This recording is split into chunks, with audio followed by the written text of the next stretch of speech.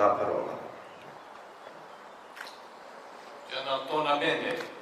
Charge d'Affaires Kelly Degnan, our dear friend Angel Matos, distinguished guest, great, proud Italian host, and most importantly, to the family and friends of the fallen. It is truly an honor to be here in your company today on these very, hallowed grounds. The bonds forged between the American and Italian people 75 years ago remain strong. Our nations stand together, allied to defend Europe, to defeat violent extremists, and as agents of stability in Europe and beyond. The relationship between our people is one to be cherished forever. We are tremendously grateful for the work of the American Battle Monuments Commission and all of Angel Matos' team, veterans organizations, scouts, and host nation volunteers who faithfully safeguard the overseas memorials in eternal places of rest of our fallen. Their passion and delicate work are critical to upholding General John Pershing's charter to ensure, as Angel stated, time does not dim the glory of their deeds. Here in this cemetery, each day, the Tuscan sun rises over an American soldier carved of Italian marble.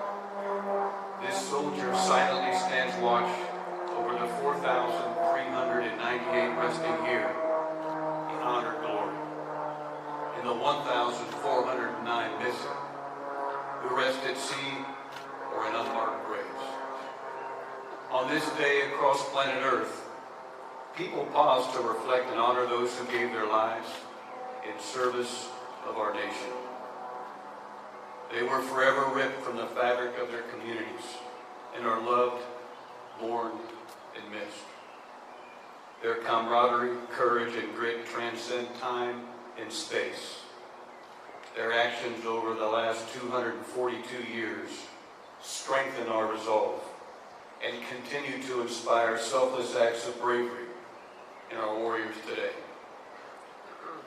Memorial Day is about honoring all of those who have fallen. However, here today, on the eve of the 75th anniversary of the liberation of Europe, we believe it is fitting to focus on the service and sacrifice made from Rome to the Alps 75 years ago. In the 10 months from July of 1944 to May of 1945, more than 260,000 Americans fought for more than 560 kilometers from Rome to the base of the Alps. They did so in the face of nearly 600,000 enemy forces, fighting from well-prepared defenses and in very harsh weather. Their heroic efforts ultimately precipitated in the liberation of Italy and the surrender of enemy forces in May of 1945. This victory came at a significant human cost. The men and women interred and memorialized before us represent less than half of the nearly 15,000 Americans who fell in that period and on that ground. As we study the personal stories of those we honor here today, it is hard not to be struck by the diversity of the group. In the garden of stone before us are soldiers, sailors, and airmen from 49 of our 50 United States states. There are 3 Congressional Medal of Honor winners.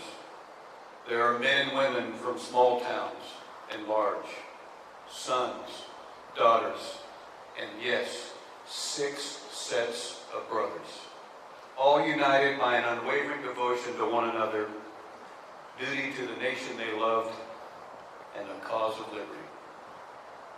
Ultimately, 405,000 Americans gave their lives in the Second World War, a feat which delivered a stable and secure Europe.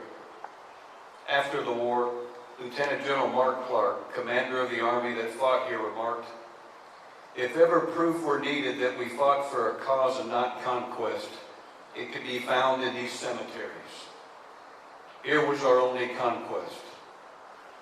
All we asked for was enough soil in which to bury our gallant dead. To the fallen, to their families left behind, on this Memorial Day, know that we remember and are so deeply thankful that these warriors lived. Know that vigilance endures. Thank you.